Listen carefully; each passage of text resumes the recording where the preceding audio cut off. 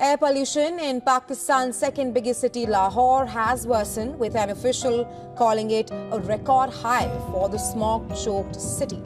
लाहौर की फ़ज़ा ज़हरालूद है, गले और सांस की बीमारियों में इजाफा हो गया है। Let's now shift our attention to Pakistan, where schools have been shut in key cities of the Punjab province until the 17th of November. When does it become difficult to breathe?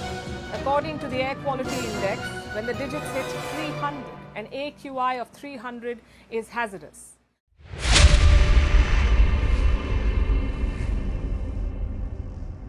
अस्सलाम वालेकुम। आज हम इस video में ये देखेंगे कि smoke असल में है क्या, कहाँ से आती है और क्या हम अपने शहर को इस जहरीली हवा से बचा सकते हैं। लाहौर अकेला नहीं, लाहौर जैसे दुनिया के कई शहर इस पोल्यूशन क्राइसिस का सामना कर चुके हैं। 2013 की बात है, चाइना का एक शहर बीजिंग में भी एयर पॉकेट ने शहर को इतना स्मोक में ढक दिया था कि वर्ल्ड हेल्थ ऑर्गेनाइजेशन के स्टैंडर्ड से 20 गुना ज्यादा लेवल रिकॉर्ड हुआ था।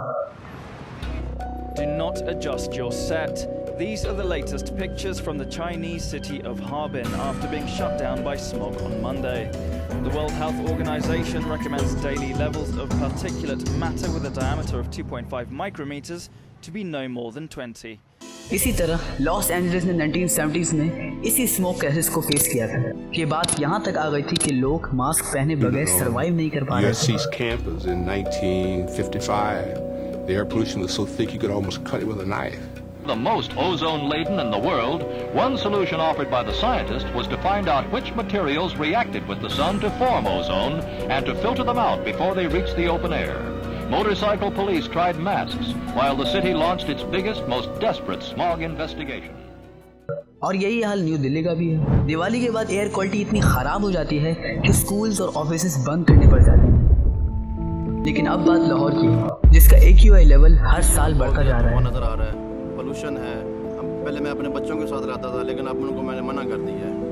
तो हमारे बच्चे जो हैं सांस की बीमारी का मुब्तला हो रहे हैं। तो हमारी हुकूमत वक्त से अपील है कि वो इसका कोई हल निकाले।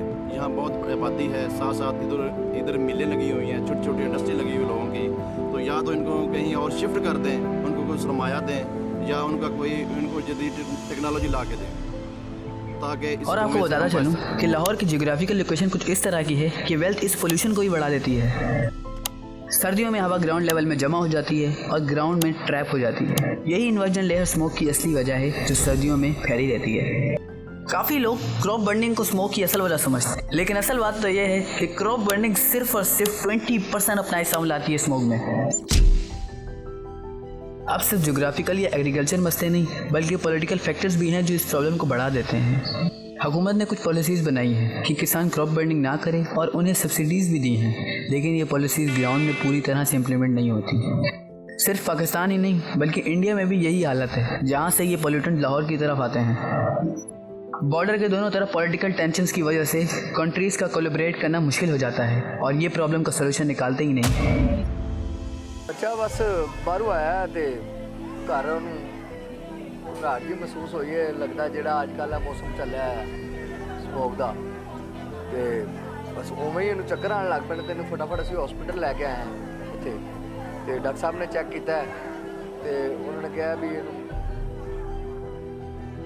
स्टडीज़ के मुताबिक लाहौर में रिस्पायरेटरी डिजीज़ और अस्थमा के केसेस में बहुत इजाफा होता जा रहा है। बच्चे और बुजुर्ग जो आम जिंदगी में भी मुख्तलिफ बीमारियां फेस कर रहे होते हैं, ख़ासकर उन पर इन बीमारियों का असर ज़्यादा होता है और यहाँ तक कि कैंसर तक का केस भी बन सकता है। ये स्मोक सिर्फ एक धुंध नहीं, बल्कि मौत का सबब भी बन सकती है। लाहौर का फ्यूचर अब हमारे हाथ में है। क्या हम इसे सांस लेने का नया मौका देना चाहते हैं? तो आज से एक कमिटमेंट करें, हम अपना हिस्सा मिलाएंगे अपने शहर के लिए, अपने आने वाली नस्लों के लिए। साफ हवा, साफ लाहौर अब हम सबकी जिम्मेदारी है।